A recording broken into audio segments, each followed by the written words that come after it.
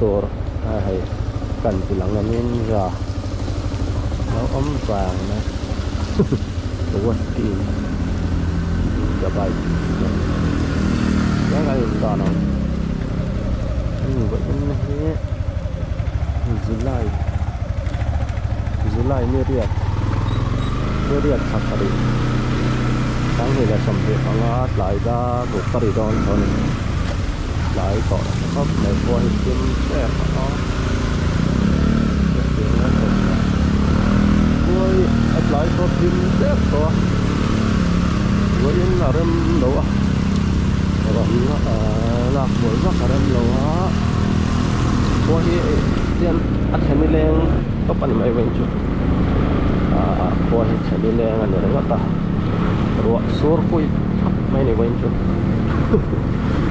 ruộng thế sur kui thắc cái này mấy buổi thắc khóc vậy anh ra làm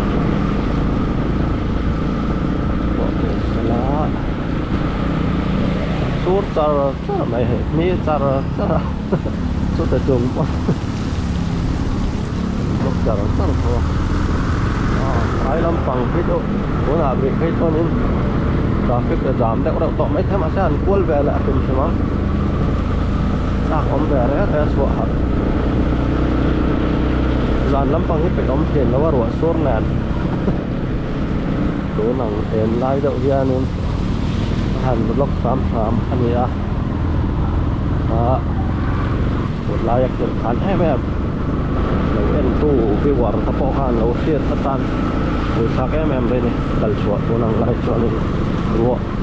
xuống vang thì xin ô xuống chạy bờ sát rằng mấy đi lên in ra lại nên và khán nên akhir khán để khóc mấy cũng lại cầu ruộng chút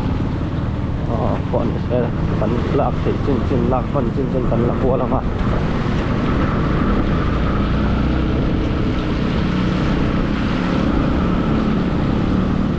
khán mấy hầu ra lắm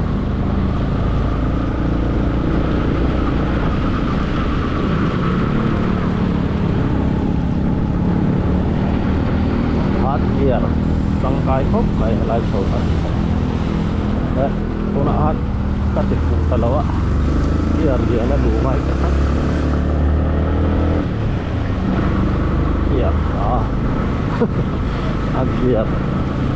here ra lột từ lâu nghe kim cần lóc kim đậu đòn để bên tôi nó tìm đó là mình sẽ chuộc về chậu mấy mà sẽ tiếp tục thì nó nắng lầu số tiền lâu giả xe xây lặng nó xấu nó cũng vậy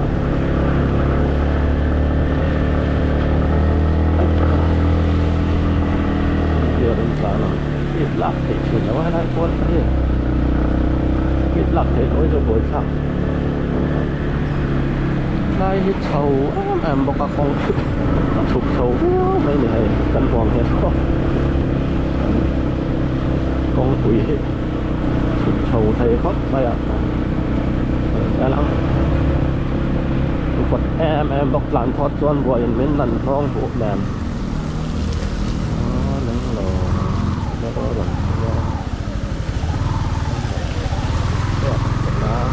tiền đại nó sẽ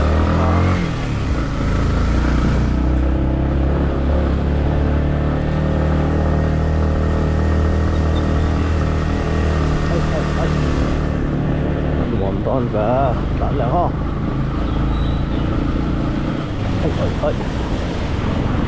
ôi lại ôi ruồi không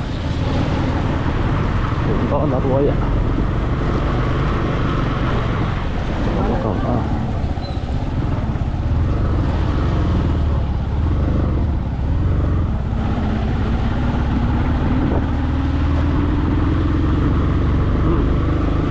thì cuốn về thì chúng ta cho buổi sáng video mà sẽ vlog lâu nên liền kan tôm sẽ là cả uy lệ đâu ạ cái trời mà ăn quân lại rồi nó cái này không về nó cái nó là hết lăng mèo tặng mèo to tang em o ma se lam pang ro thi to tang em o tăng về từ các bạn chép thì nó tục ai mà lén lâu hơn cái gì sẽ chuyện à lén lâu cái gì sẽ chuyện nó mà vui phá cái này sai gul khal ta he nó mà akhir khan do am ta to nang ria ai to sai kim lampang ai to phachia bike là số thì bên buổi thạc có nhé sai gul thấy cho áo tặc khóc bằng sao vậy em chỗ lạc của là không thấu tạng bên có cần hardcore chừng số nó cần bị chừng số ba cần tôi ạ rồi cần tôi cần bị chừng số ba thì thấy viếu rất thấu mấy dạ có dễ ăn cái chẹp nhiều đẹp không sặc lắm mà hen ăn lẩu parking dễ bọc xe phát đẹp cốc này đó suruh curang dia kong hu ruwa suruh hu no khal hi kong pui ho khal hi bai ta po hi rim do ngam ka lawa ko tha khal nen hi chon em ăn lẩu được mấy thề đó bây giờ là cho có chỗ phụ lại được nua tỏ mày đó bây giờ lắng sẽ thành vài chuyển mắng với chút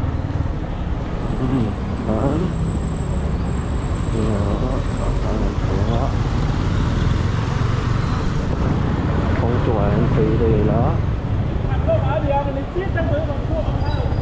là nó tiền đấy muốn tiền thất nó thật là phiền quá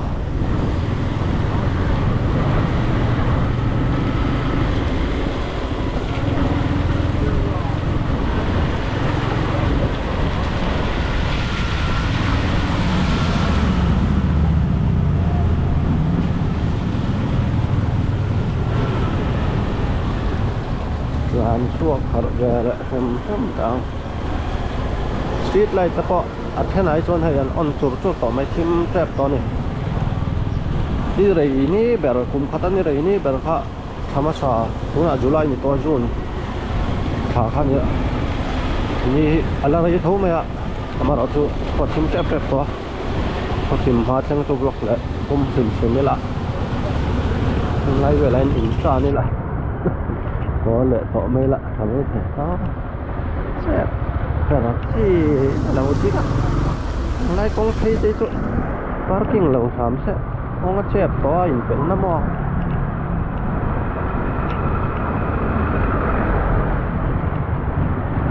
parking lầu xám sẽ thật tù thế nên hành tiếng rồi giờ đây có chờ lắm con để thâu ạ đến chỗ như đang ăn lầu ta kim thăm đậu đo nó là mấy lấy thì đồ ăn nó em thật tọt nó quá có em like mình tọt nó như kim đậu rồi tọt đó đây đó nó phải càng khi ta lại nó có pha ta bỏ thôi được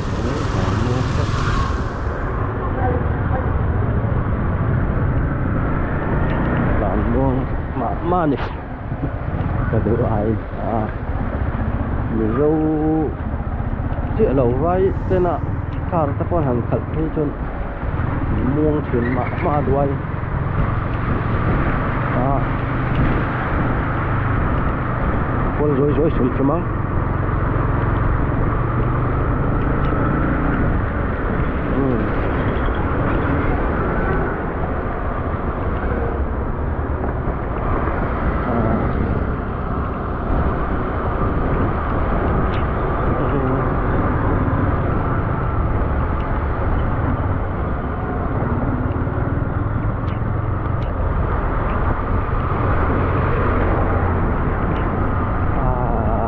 กันđâu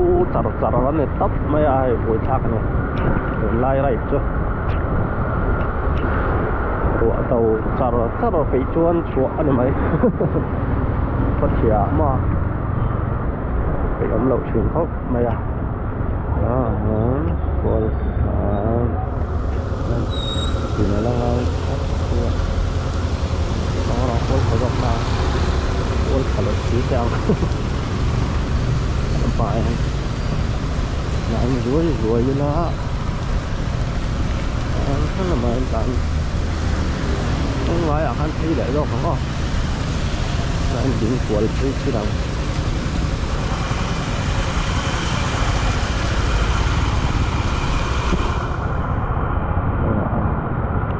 cuốn phần cung lóc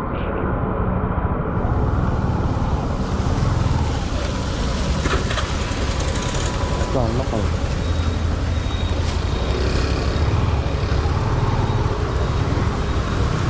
nó còn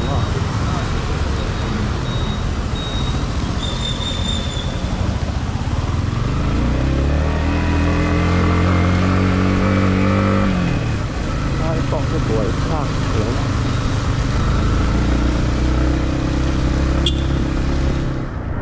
bản tốc chứ nó ngon đến tỏ có về lại quên thế ta cái con tỏ xí lâu ạ mà anh em sẽ đàn đàn đến cái lát pur tỏ mấy à cái con tỏ bọc xí lâu ạ có nặng lại cho lần bâu đấy tỏ gì là ở trên là điều tiểu ông thông mà sẽ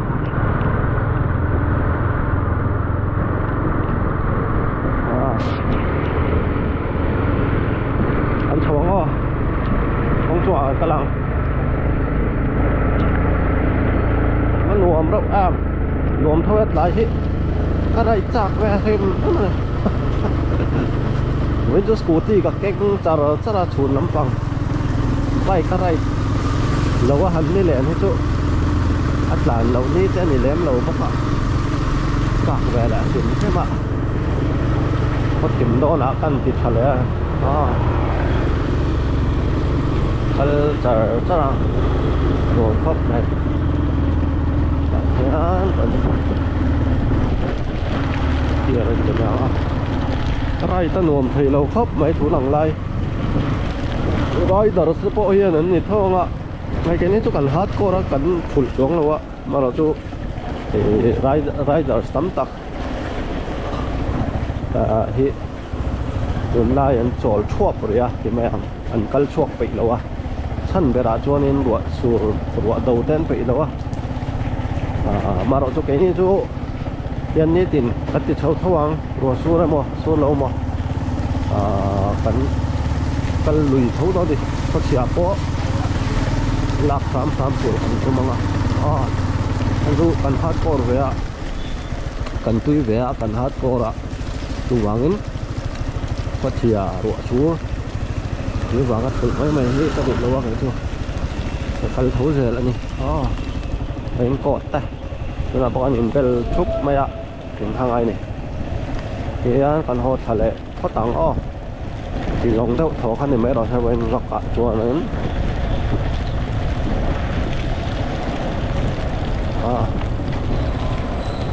nó tọt đôiเลยตักอันนี้คือก่อนขาก็ตลบเจ็บแล้วเดี๋ยวหลังนี้มันควรคืออย่าง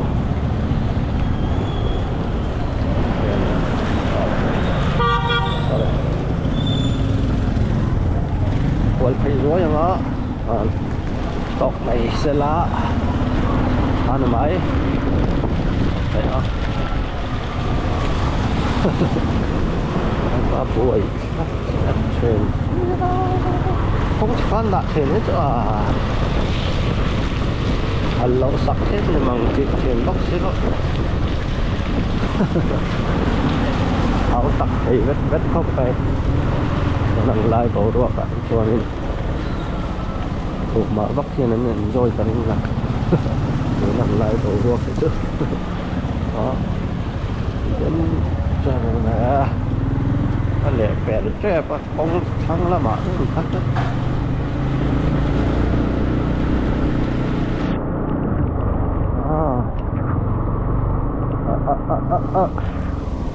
ไรผลแอมผิดต้นแล้วเนี่ย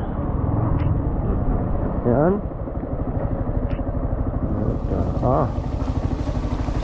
การกันหวง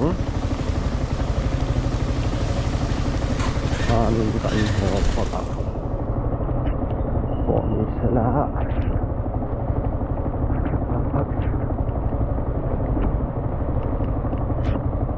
chép thầy nó nói rất khó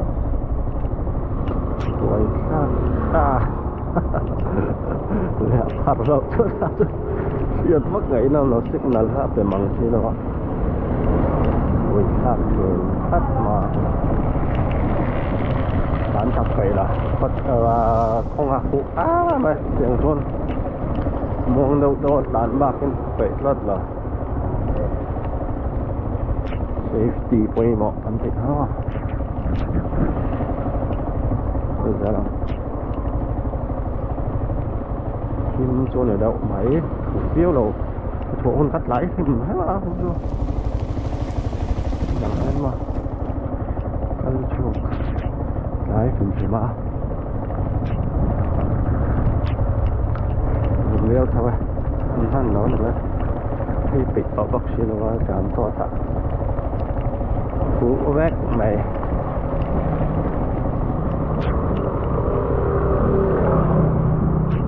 các cái này là gặt lắm nó thành phố còn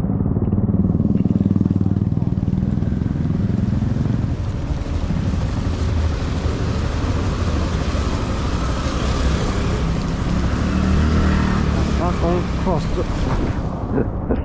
vậy có con can đây này vừa bắt là can nè mày em con can tắm tặc thì cảnh đất riêng rất mẹ tụi nằng hay con quý lắm dữ lắm mò con lẹ lắm em tôi nè em phô ta can cái chỗ thấp bằng cái chỗ tắm thôi nắng em mỗi mắng đâu con cross phô cần tắm anh nó tắm riết quá không một ôi thế thằng bạn thấy nhá thì anh này chụp ảnh polo mà em ô thì thế này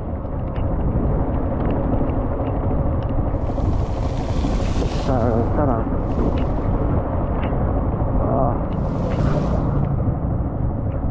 đây sẽ cho nuông video tọa lầu hắn hú vết rồi nha xe nuông thêm ruộng đầu tắc ơi thà về thêm á phur mà nó nha phù lại chuan cần đâu chút mấy này tiền đâu thọ quên chứ chú hàn lâu ni liêng chắc này riêng thọ thì mất trong ạ lại có thêm thắng hệ mi luồn bắt tiền họ ba luồn chuột nó xa chuột này luồn thắng rồi là po là xu rồi đó là ăn khóc này